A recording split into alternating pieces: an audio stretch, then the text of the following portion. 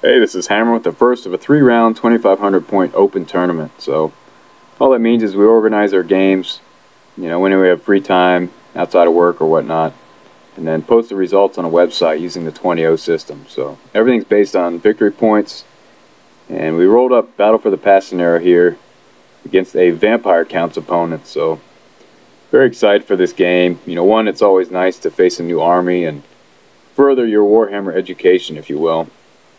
And two, the Vampire Counts book is, one of the new 8th edition books that just has so many unique units and a variety of ways to build the lists.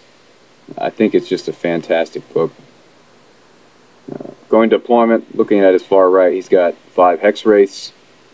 The brown bases there are representing Fellbats until he gets the models. He's got a unit of zombies, unit of 10 Black Knights with a level 4 Lord level Vampire, and a level 2 hero level Vampire who was his BSB. Looking towards the center, he's got a massive unit of 100 skeletons with hand weapon shield. In horde formation, he's got 3 spirit hosts to the left of them, 2 units of 3 Vargeists, and a couple units of wolves up front. Going to my deployment, I've got a unit of Peg Knights, Mounted Yeomen, my classic double Paladin unit, BSB with Sword of Might, Dawnstone, Charmed Shield, and the other Paladin with Yoga Blade, Enchanted Shield, and I also have a War Banner in that unit, so pretty good against Ethereals there. Then I have a 50-minute arms with a level 2 of Beast. It has the prayer icon. She rolled up Wysons and Savage Beast of Horos. Look at my back lines. I got 2 trebuchets to take full advantage of Battle for the Pass. Then I have my Bro Killing the Lord with his normal build, sword plus 2 attacks, Dragon Helm, Potion of Foolhardiness, and Luckstone, and Virtue of Heroism. We've got Standard of Discipline in that unit with Knights of the Realm. Then I have my level 4s unit, 11 Knights Errant with Banner of Eternal Flame, full command. My level 4 also has Beasts with Crown of Command Dispel Scroll, and she rolled up Wysons, Curse of Honor here, Flock of Doom, and the Ember Spear. And I also have 5 more Mounted Yeomen on the far right. Let's go into Vampire's turn 1. Moves his Hex Wraiths off the hill, who had previously vanguarded there, in front of my Mounted Yeomen. Then he moves his Fellbats forward to chaff me up a little bit. Looking towards the center, kind of moves his lines forward.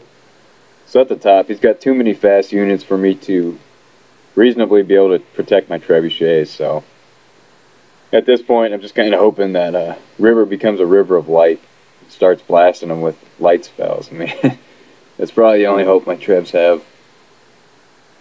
So this was interesting. In his magic phase, he cast a spell that allowed one of his units to make an additional move, and so he moved these ethereal Hex Wraiths through my Mounted Yeoman, and when these things move through another unit, they do a certain number of Strength 5 hits with no armor saves. I don't remember how many, but yeah, that definitely intimidated me with no armor saves. So he wiped out my Mounted Yeoman, and he's parked in front of my level 4's unit.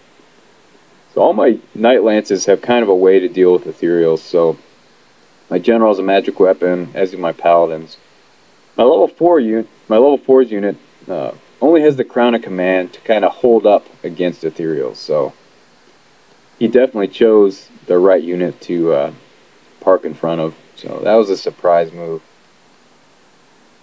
Then he cast another spell in his magic phase, and so he had a item on his level 4 that when you cast a regrowth spell, whatever it's called, the undead regrowth spell, you get extra wounds towards Fellbats and these dire wolves, I think they're called. So he just grew a ton of these things.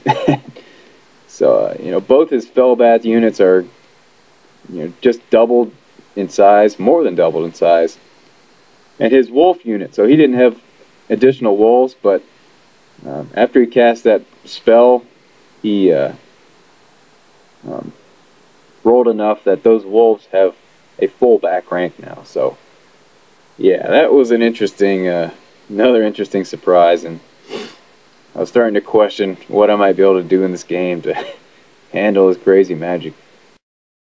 So on Brett turn 1, I sound the charge. Take my Peg Knights into a unit of Argyce. Take my Yeomen into a unit of dogs.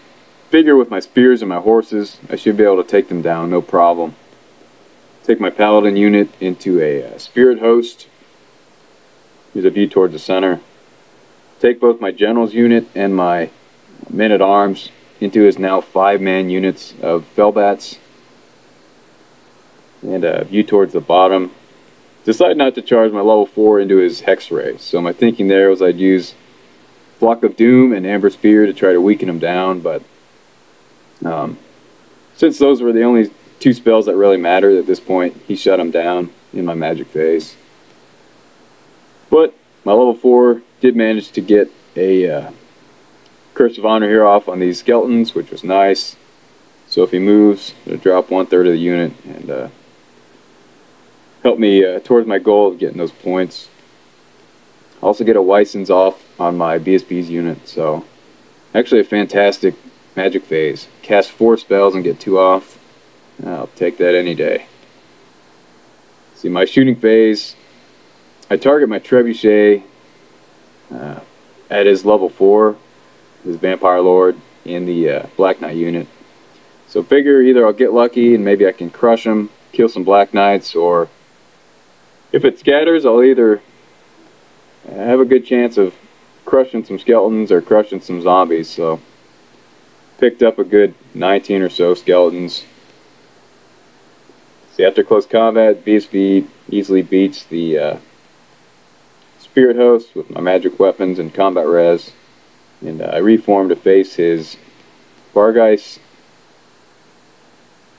Mounted Yeoman failed to kill his dogs, and I foolishly didn't reform my Mounted Yeoman. I could have moved the 2 guys on the left over to the right and been out of the charge arc of his other dog unit, but I just forgot. Peg Knights do pretty well against the Vargeist. Those things are actually pretty nasty with their 4 attacks, but I killed enough of them that he has only 1 wound remaining on one of them. But now I'm in a position where he'll be able to countercharge easily with his 2nd unit. And view towards the center. Yeah, so my General's unit and my Men-at-Arms clean up those 5-man Fellbat units pretty easily. Combat res and wounds just cut them down to size. And so here's how we're looking after turn 1. Ignore the Peg Knight at the back. He's in the dead pile. So going to Vampire Counts turn 2. Takes a 2nd unit of Argyce into my Pegasus Knights. So they're in big trouble. Takes his Wolves into my Yeoman. So he takes another Spirit Host into the front of my BSB's unit. I wasn't sure why he did this, because my Paladins with their magic weapons will smack this guy around, and I'll definitely win by combat res. And really, I'll get a free reform out of the deal to face whatever direction I need for a charge on my next turn. Towards the center, he fails a charge with his Black Knight unit, with his level 4 and level 2 vampires against my General's unit, which I was certainly thankful for. I think he rolled triple 1s or something terrible like that. Oh, it was a miserable failed charge for him, but I was certainly glad he failed it, because I'd be in big trouble if he's in my General's face right now. So he takes his Hex Race into the front of my level 4's unit. Definitely worried about this, because I have no armor saves against this guy's attacks. And, you know, they're strength 5, so all I get is my 5 up forward against it. And, yeah, kind of scary. Every night I lose, you know, I'm losing combat res that I need to actually fight these guys, so certainly concerned there. So here's a view after his remaining moves. Try to move his Fellbats and zombies forward to compensate for his General's unit failed charge, but he just didn't have enough movement to do it. My General's unit can easily make the wheel to get into him. So Also takes his dogs in the center and faces them towards my BSB's unit. So again, they have a second rank. He just doesn't have models for due to his regrowth spell he got earlier in the game. So he's really kind of choked up there with his big skeleton unit. He can't get him into combat. His chaff is kind of working against him at this point. Let's see, his Vargeist crushed my Pegasus Knights, but I did get to take off the last wound of the first unit, so I did get those points at least. So it's, you know, it's a decent trade, but they get the overrun into this second combat, so to easily crush my mounted yeoman. So over here in the combat with my level 4, he charges in, does 1 wound to my knights, and so I have 2 ranks left and a banner, and I take a wound off of him. So that was very nice. Very good result, better than I could hope for. Let's see, this is just a view towards the center. So my BSB's unit obviously destroys the Spirit Host, and I reform to face the front of his dogs. And over here, yeah, he crushes my mounted yeoman, and you know, I assume that his Vargeist got to overrun again since they charged into a second combat. Or they overran into a second combat. So I think we played that right. Let me know if we didn't. But his dogs reformed to face my lines. And just another picture of the angle of my BSB's unit before Brett turn 2. Going to Brett turn 2, take my BSB's unit into the dogs. Ultimately want to get them into the skeletons because they are perfectly designed to grind those skeletons over the course of the game. Also take my general into his level 4 and level 2 vampires, and I was not that comfortable with this, to say the least. So I've never played against vampires before, but I've heard that when kitted right, a vampire lord can be one of the most, if not the most, dangerous close combat characters in all of Warhammer. So yeah, I kind of did this based on a guess that he was more magically kitted, you know, because he had the thing that allowed him to regrow more bats and dogs. So that was just a guess, and I didn't know what his BSB had. So this was certainly a risk, and I don't know if I do this again in the future, but that's what I did. I also moved my level 2 out of my men-at-arms. You know, clearly I want to throw a lot of dice at Savage Beast of Horus and Wysons, and try not to blow up too many men-at-arms. So, also reform my men-at-arms to face, you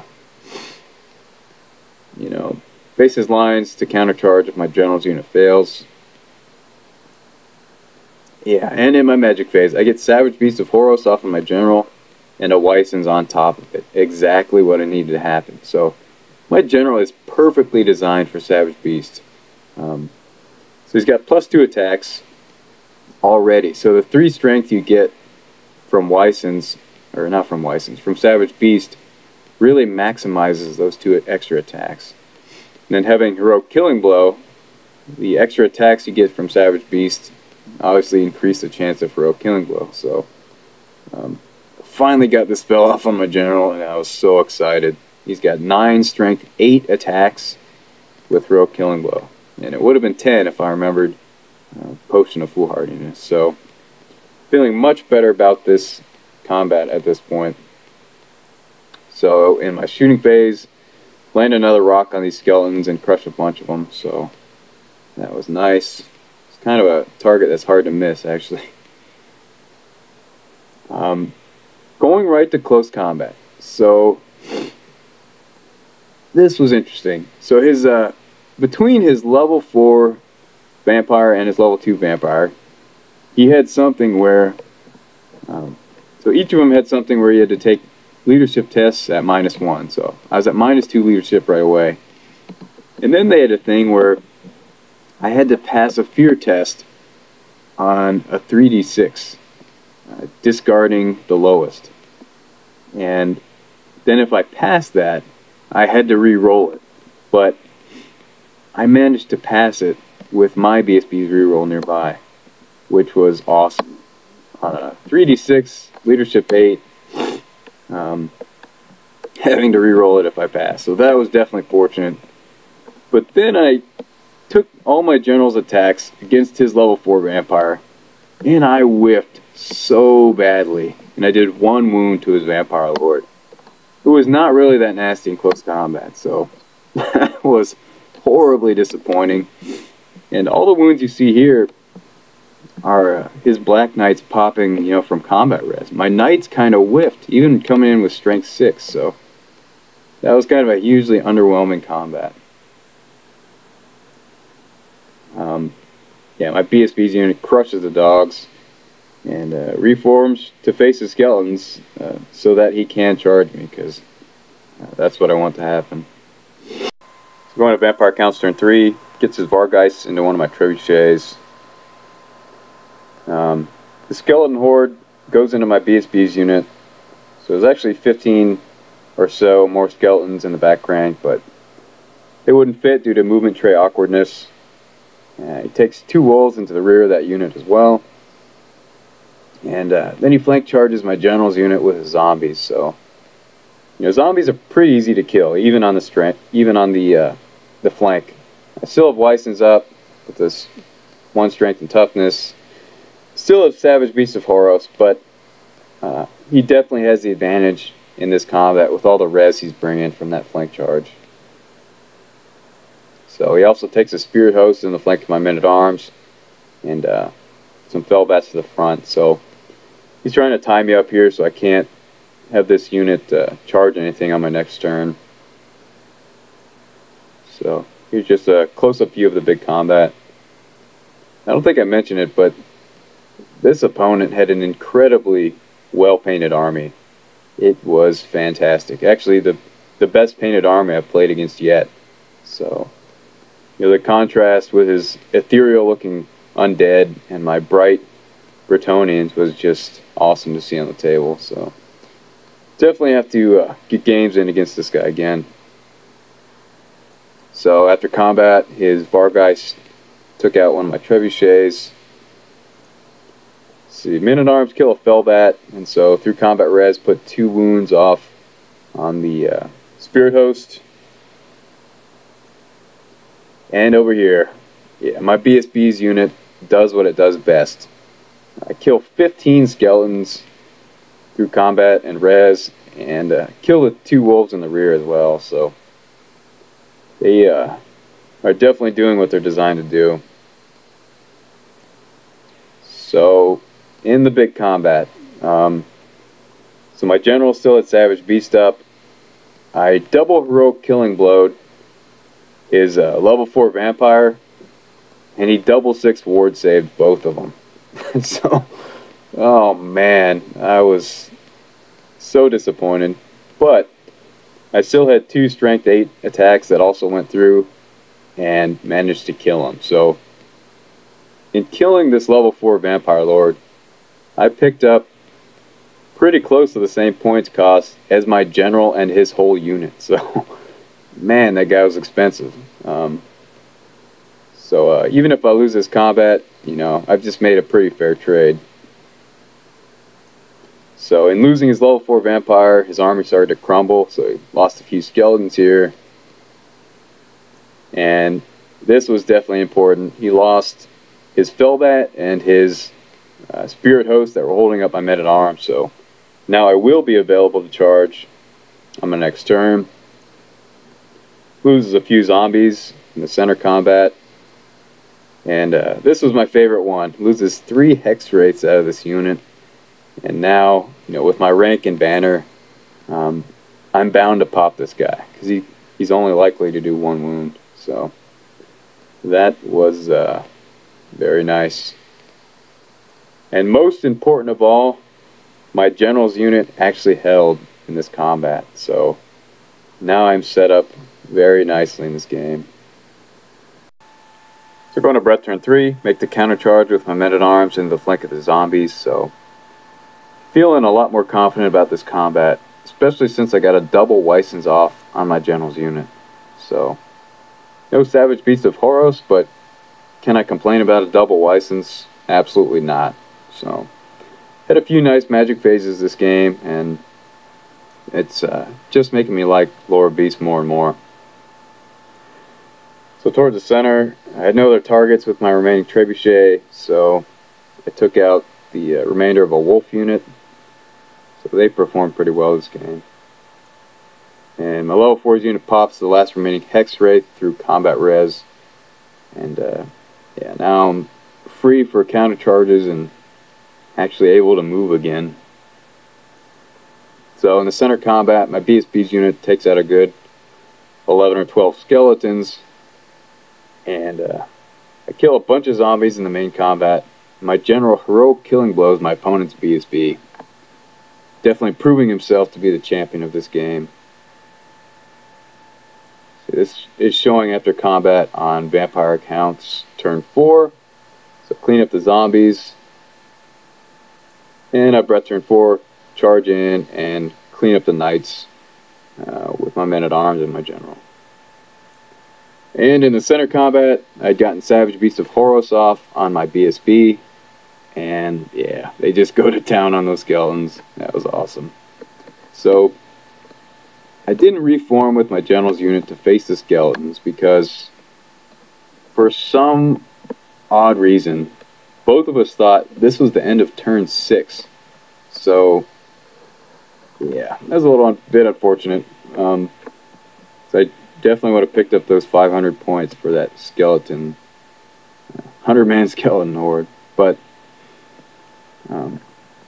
regardless, ended up with 17-3 victory, ending at this point.